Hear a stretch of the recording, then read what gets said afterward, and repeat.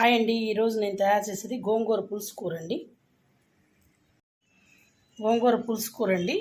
ఇవ్వండి, ఒక బేసన్ కడిగి పెట్టిన గోంగూర, దీంట్లోకి ఒక 10 పచ్చిమిరపకాయలు ముక్కలు చేసుకొని, దీంట్లో మెంతులు ఒక కప్పు పులుసు, మెంతులు ఆవాలు వేయించిన పొడి, కారం, రుచికి సరిపడా ఉప్పు, పసుపు, నూనె, ఇంగువ, కొత్తిమీర, కొంచెం పోపు దినుసులు అండి. శనగపప్పు, మినపప్పు, ఆవాలు, మిరపకాయ, కరివేపాకు. ఇంతేనండి. తయారు చేసుకునే విధానం చూద్దాం. ఇదిగోండి, చేశాను. దీంట్లో నీళ్ళు పోసుకోవాలండి, మన ఆకు తగ్గట్టు. ఇదిగోండి, నీళ్ళు పోసాను. నీళ్ళు పోసి దీంట్లో మెంతులును పచ్చిమిరకాయలు వేసుకోవాలండి. ఇవి ఉడికితే చాలా బాగుంటాయి. ఇవి మా ఇంటి దగ్గర అత్తయ్య గారు వాళ్ళందరూ చేస్తుండే వాళ్ళు, మా చిన్నతనంలో. దాని తగ్గట్టు చేస్తున్నాను నేను ఇప్పుడు. దీంట్లో ఈ ఆకు పెట్టేసుకోవాలండి. ఈ ఆకుని బాగా ఉడకనియాలండి. సగం ఉడికిన తర్వాత ఉప్పు, పసుపు వేసుకుందాం. ఇదిగోండి,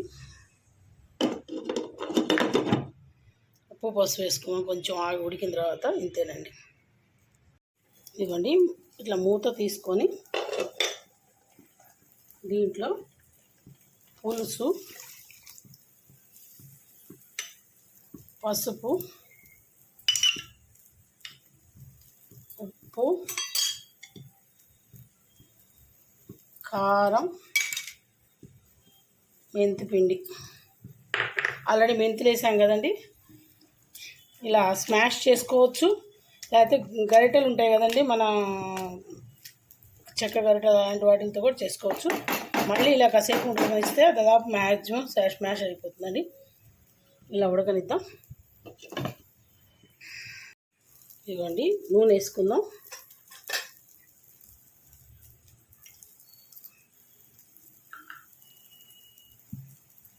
అది స్మాషర్తో చేసుకున్నా బాగానే ఉంటుంది అండి. దీంట్లో పోపు అన్నీ శనగపప్పు, మినపప్పు, ఆవాలు, జీలకర్ర రాదు. ఇది జీలకర్ర అవన్నీ వేయటలేదండి. ఓన్లీ పెద్దవాళ్ళు చేసుకునే వాళ్ళ వరకు మా ఇళ్ళలో ఇట్లా చేస్తున్నాను. ఇదే శనగపప్పు కూడా వేయచ్చండి. ఆ మెంతులు, పచ్చిమిరకాయలు వేసినప్పుడు శనగపప్పు కూడా వేయచ్చు. చాలా బాగుంటుంది. అదంతా ఉడుకుతుంది కదా, పులుపులో ఉడికితే చాలా బాగుంటుంది. ఇది ఇలా ప్లెయిన్గా చూపిస్తున్నాను. ఉల్లిపాయ వద్దు, ఇలా పాతకాలంలాగా తిందాం అనుకునే వాళ్ళకి మ్యాక్సిమం ఇది పెద్ద వాళ్ళందరికీ తెలిసి ఉంటుంది. తెలియకుండా ఉండదండి ఇది, ఎందుకంటే ఇప్పుడు వెనకటిది కదండి.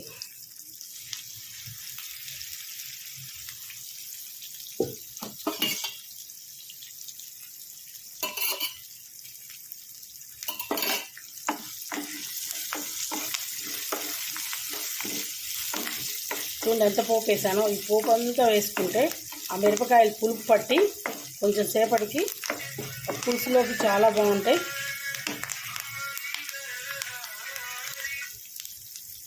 చాలా బాగుంటాయి పులుపు పట్టి. ఇంగు వేసుకుందాం.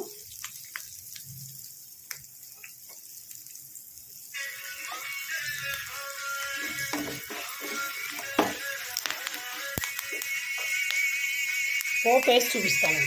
అయిపోయింది. ఇప్పుడు ఇదంతా పోసేస్తా చూడండి. దాంట్లో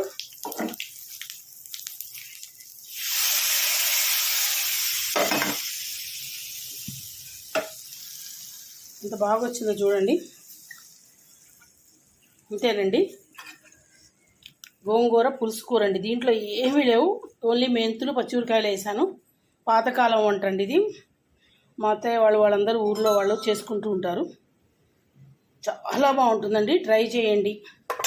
ఉల్లిపాయ తినని వాళ్ళందరి కోసం ఇదండి. టేస్ట్ చేయండి, ఒకసారి టేస్ట్ చేస్తే మీకే తెలుస్తుంది. Please like, share, comment, subscribe to Bhargava Sharma బ్రాహ్మణ వంటలు. నమస్తే అండి.